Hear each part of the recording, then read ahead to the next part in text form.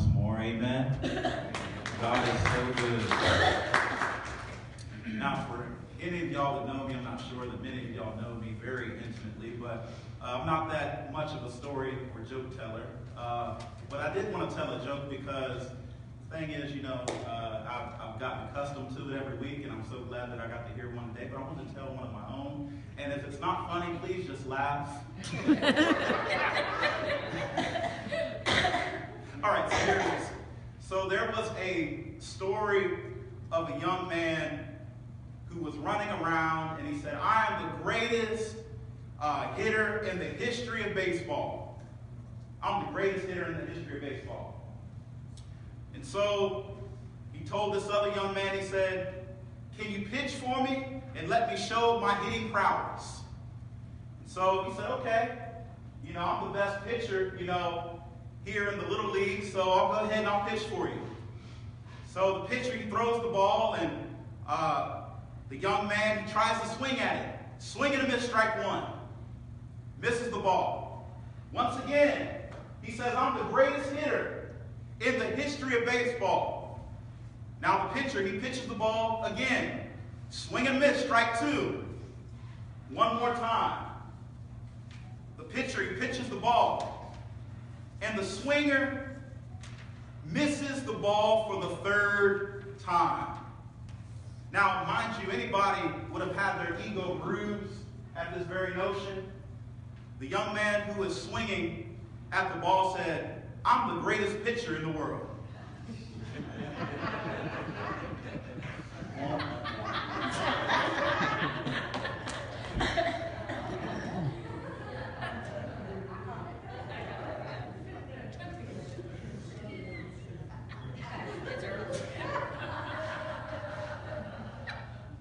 All right, so back to our previously scheduled sermonic text of the day.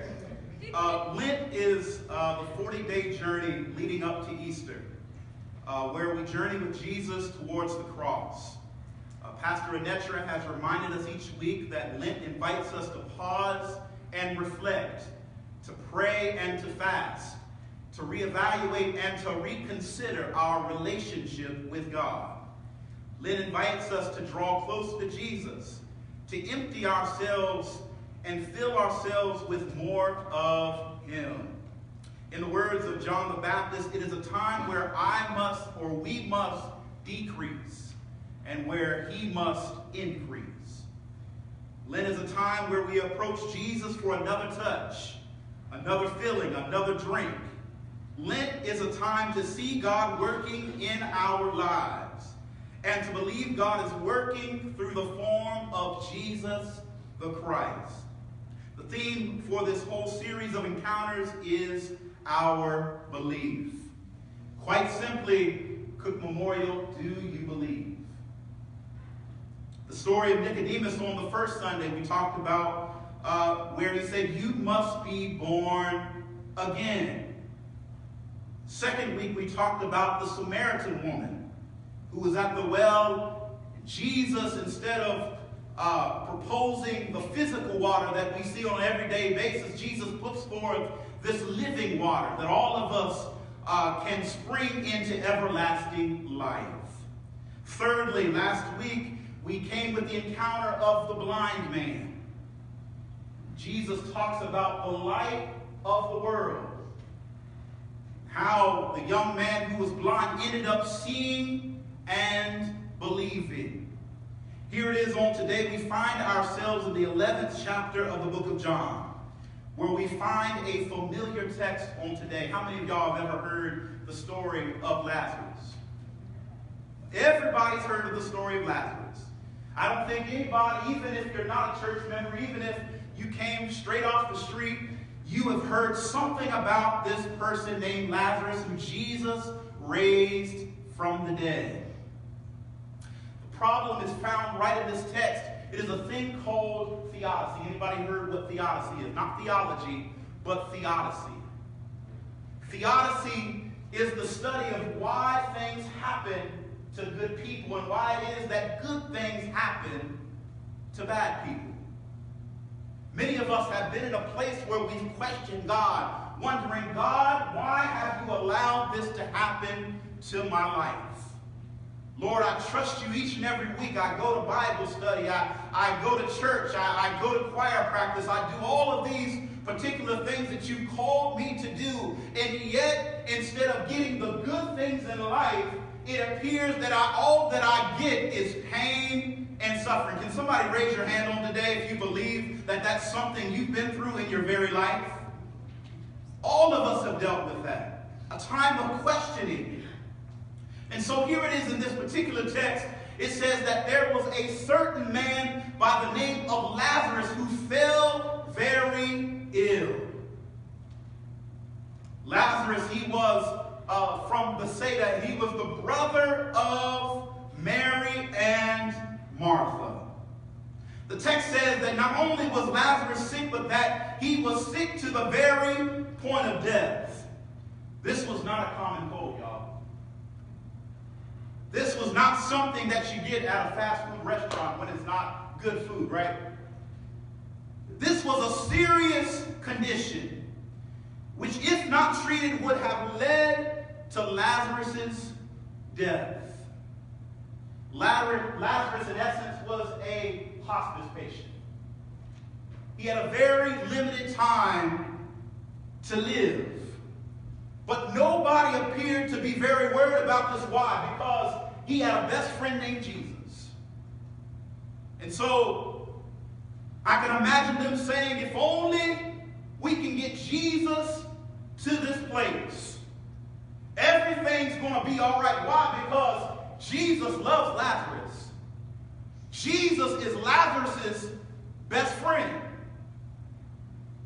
You know, we have all these cliches. I'm not talking about Cook Memorial, but many of our churches have cliches, and we talk about how God will work it out and all these things will happen for our good. But the reality is that when you're in that position of suffering, when you're in that position of illness, you don't know what to do. You don't know where to turn to, and it feels like God is not present. It's a very scary thing to be in a place of illness. But nobody was worried here. Why? Because Lazarus was best friends with Jesus. And so, can you picture it? The community must have been buzzing. They must have been talking about the works of Jesus in society. How Jesus healed many people who were sick. How Jesus allowed people who were lame to walk. How Jesus healed the sight of the blind man. How Jesus did all of these miraculous things. And they said, surely I know that Jesus can heal this man by the name of Lazarus from his condition. Why? Because Lazarus is Jesus' friend. That's my best friend. If you're going to do all of these things for people that you don't know, people that you don't have a connection with, surely Jesus is going to do something for me. They were confident in three things. One, that if they sent word to Jesus, that Jesus would receive it. Number two, after receiving the message, they were confident that Jesus would show up. And number three, after showing up, they were confident in the fact that they believed that Jesus would heal Lazarus from his condition. We have all of these expectations we place on God. We expect God for to do what we want, when we want, and how we want God to do it. But what happens when you're placed in a position where God does not follow your plan? When God doesn't heal somebody in your family. God doesn't give you that job that you so wanted. Somebody talks about you behind your back. Family acts fake. When friends are funny. The reality is we don't know what to do when we're placed in a position of illness and Jesus doesn't show up. So what happens? It says in the text that they sent word to Jesus. They said, he's only 2 miles away. For most people, that only takes a little less than an hour to get from 2 miles to the location where Lazarus was at, right? 1 hour. They sent word to Jesus and said, Lazarus, your friend, the one whom you love, the one you said you care about, the one you have been through many things with, is fallen sick. Jesus responds by telling the messenger that this sickness is not unto death, that the Son of Man might be glorified. Can you imagine for 1 second you're going to the doctor to get healed, and all of a sudden the doctor comes out and makes light of your situation? Says, oh, they're not really sick. You know, I'm going to show y'all what I can do so that I can get glory. I'm not talking about from our perspective. I'm talking about from the people who were listening to what Jesus was saying. And then can you imagine that this same Jesus that you reached out to intentionally waits 2 days to show up? Jesus, you said that you loved Lazarus. You said that that's your very best friend.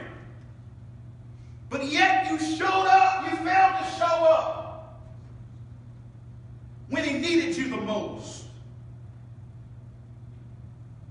Bethany was only 2 hours. An hour, or maybe even less. Can you imagine waiting for Jesus to show up? 1 hour goes by. Maybe he got caught up with something. 2 hours goes by. It gets dark outside. Jesus still doesn't show up. 2 days. No word from Jesus. Then he finally shows up.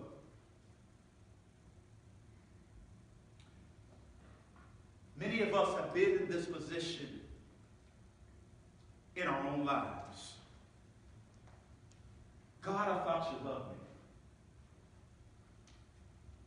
God, I thought you cared for me.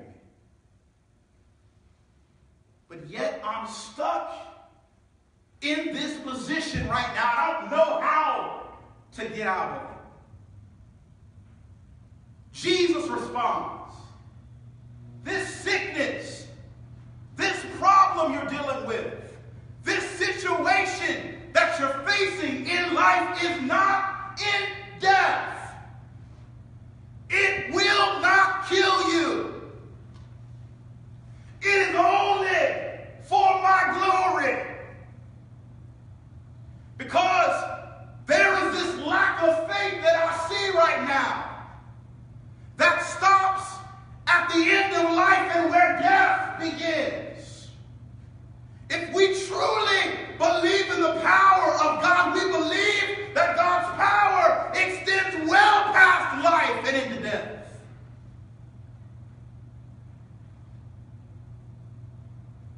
Jesus shows up 2 days later.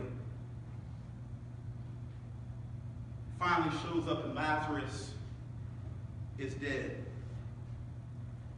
Martha goes to meet with Jesus, but Mary stays home.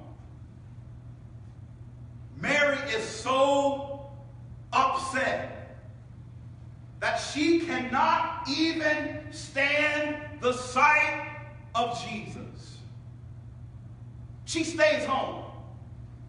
How many of us take our ball and go home whenever things that we don't like happens in our life, and it seems like when we go to church things aren't getting better, but they're getting worse? We're very fickle people. One day we love God. The next, because something happens that devastates us, we're ready to give up on God. Mary is so frustrated, but I can see her frustration. I don't want us to attack Mary in the text, because the reality is everyone knew that Jesus had the power to heal Lazarus. Everyone knew that Jesus didn't have that much on his plate. Everyone's upset because he waited 2 days.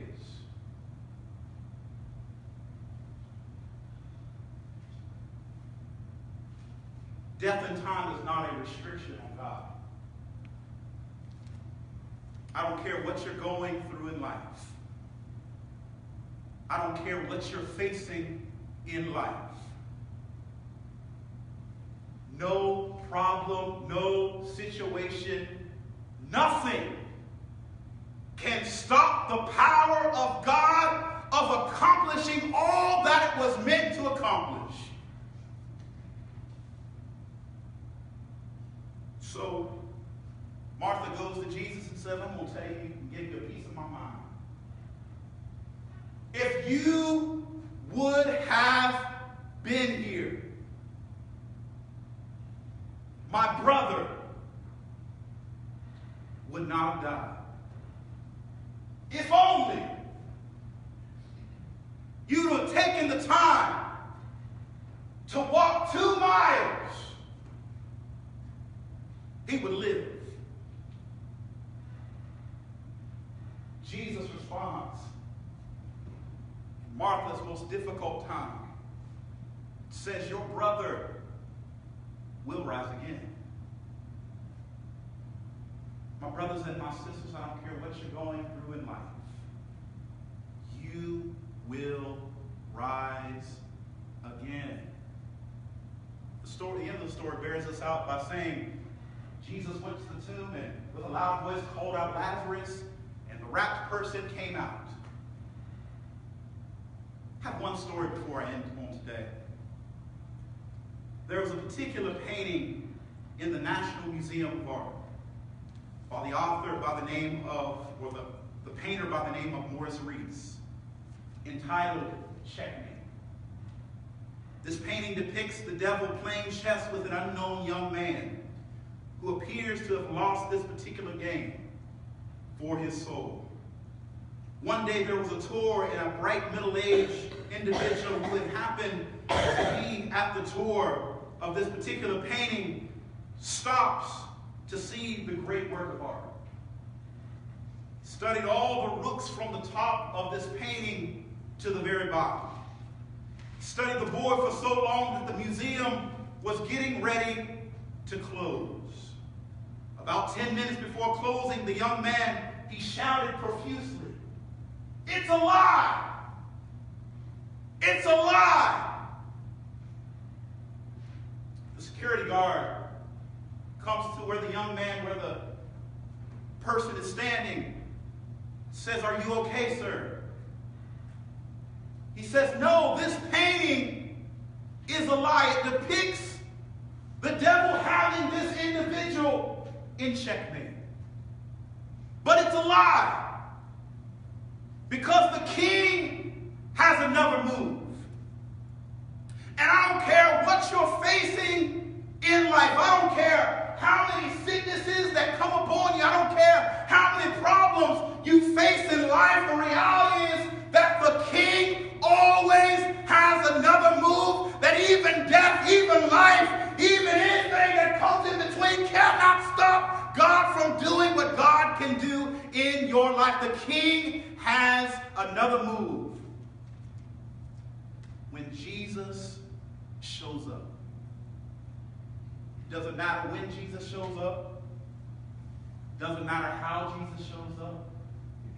Doesn't matter under what circumstances Jesus shows up in. The reality is, we have to have the belief and the faith in knowing that God can and God will make it all right. God bless you.